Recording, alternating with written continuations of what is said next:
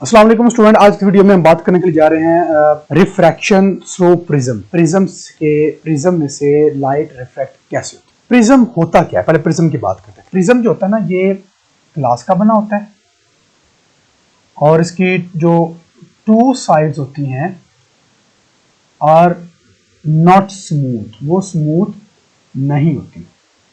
और जो थर्ड होती है, third is smooth, third side होती है वो स्मूथ होती है। और ये it is used for refraction, और ये रिफ्रैक्शन के लिए यूज किया। अब ये कैसे यूज होगा, ये देखिए, ये हमारे पास है जी एक प्रिज्म। अब आपने इसको बस अंडरस्टैंड करना है कि ये लाइट कैसे इसमें से रिफ्रैक्ट हो रही है। ठीक हो गया। यहां से एक लाइट आती है और वो ये एक लाइट आती है।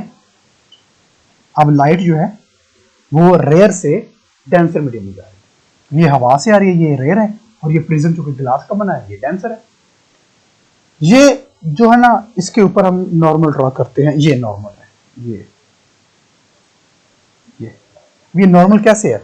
ये नॉर्मल जो है, ये इस लाइन के ऊपर नॉर्मल है। ये लाइन, ये जो लाइन है, ठीक है, नॉर्मल जो है ये इस लाइन के ऊपर नॉर्मल है। जो मैंने लाइन ड्रॉ की है, ये वाली डॉट लाइन, ये इस लाइन के ऊपर नॉर्मल है। ठीक है, यानी अगर आप इसको यूं थोड़ा टेढ़ा होकर देखें ना, ऐसे ऐसे ऐसे, तो ये जो एंगल बन रहा है ना, ये 90 का बन रहा है। ठीक हो गया ना? अब पता चला ये नॉर्मल कैसे है।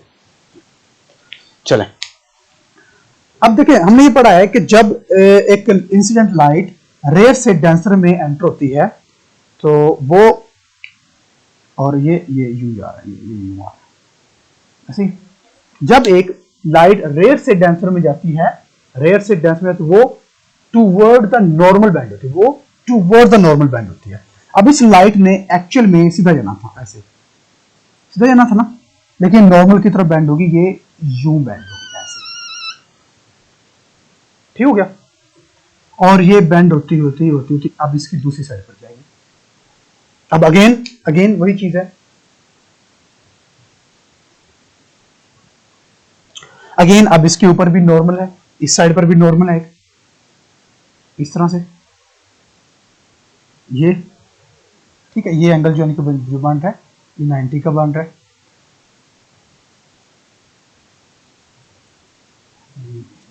इसको हम जोड़ देते हैं। ठीक है, अब क्या होगा? अगेन जब टकराएगी, अब लाइट की कंडीशन क्या है? अब लाइट जो है वो डेंसर से रेयर में जाएगी। अगेन पहले क्या था, रेयर से डेंसर में गई तो लाइट नॉर्मल की तरफ बढ़ गई। अब क्या होगा? अब ये अंदर वाला नॉर्मल देखें, बाहर वाली छोड़ के अंदर वाला नॉर्मल देखें। अब दूसरा नॉर्मल हमारे पास ये है। अब लाइट जो है वो डेंसर से रेयर में जा रही है, तो अब क्या होगा? लाइट किस तरफ बेंड होगी? वो अवे फ्रॉम द नॉर्मल होगी, अवे फ्रॉम द नॉर्मल। तो एक्चुअल में इसने क्या करना था, इसने यूं सीधा जाना था, लेकिन ये अवे फ्रॉम द नॉर्मल यूं आ जाएगी, इस नॉर्मल से दूर चली जाएगी। ठीक हो गया? बात समझा गई? तो ये एक्चुअली में अगर इसको स्टैंड करें तो इसने यूं आना था, और ये यूं, और ये यूं। ये हमारे पास एक एंगल बनता है जिसको हम बोल देते हैं, ये एंगल इसको कोई भी नाम देते हैं, ये बनेगा। इसको नाम बुक के ऊपर दिया हुआ है डी एंगल, क्योंकि बाकी भी इसने नेम दिया, कुछ ए, कुछ बी, कुछ सी, कुछ डी।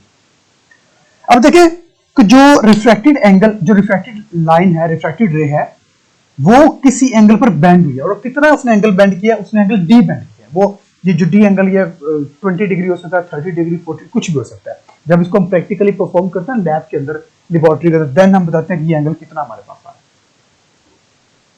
है। अब जो इसने नाम दिया हुआ है, मैं वो नाम दे देता हूं, पीई। ये पी है और इस पॉइंट पर ये ई है, और फिर ये इस पॉइंट पर एफ है, और इस पॉइंट पर ये एस है, और ये एंगल वही डी जो मैंने वहां पर बोल दिया। बाकी तो इट्स ओके, जस्ट नेम दिया है। अब जो पीई लाइन है, क्या वो पीई लाइन पैरेलल है एफ एस लाइन के? सिर्फ ये बता दें, क्या पीई लाइन पैरेलल है एफ एस के? नहीं। पैरेलल क्या होते हैं? बिल्कुल ऐसे, जो स्ट्रेट होते हैं, बिल्कुल ऐसे, या रेल की पटरी जैसे होती है, वो पैरेलल होता है। तो क्या ये दोनों लाइन ऐसे हैं? नहीं है। अगर ऐसे नहीं है तो फर्क कहां पर आ रहा है? फर्क आ रहा है डी एंगल पर। डी एंगल की वजह से दोनों लाइन एक दूसरे के पैरेलल नहीं है। अब डी एंगल क्या हो सकता है, ये 20 डिग्री हो सकता है, 30 डिग्री हो सकता है, 50, 100 कुछ भी हो सकता है। तो हम कहते हैं कि अगर पैरेलल नहीं है तो कितने एंगल पर एक दूसरे से दूर या एक दूसरे के करीब है, कितने एंगल पर, डी एंगल पर। तो डी एंगल को हम बोल देते हैं angle of deviation, angle of deviation. ठीक है, इसको हम डिफाइन यूं करते हैं, रे पीई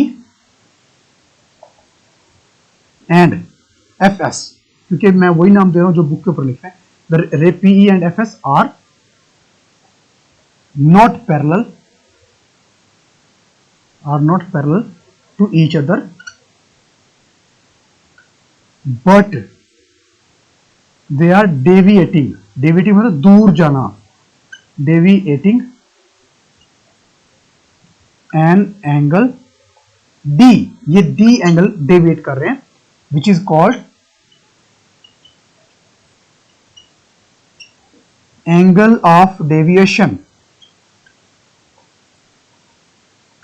इसको हम बोलते हैं एंगल ऑफ डेविएशन। ठीक हो गया। तो ये हमारे पास था रिफ्रैक्शन थ्रू प्रिज्म, जिसको हमने ये एक्सपेरिमेंटल है, सारा लैब के अंदर थोड़ा काम करने वाला है। जब आप इसको लैब के अंदर परफॉर्म करेंगे तो आपको ईच एंड एवरीथिंग इसकी क्लियर हो जाएगी। ठीक हो गया। तो फिर इसके साथ इजाजत चाहते हैं आपसे। आई होप कि आपको इसकी अच्छे से अंडरस्टैंडिंग हुई होगी और नेक्स्ट सेशन में इंशाल्लाह हम लेंसेज के बारे में पढ़ेंगे, लेंसेज स्टार्ट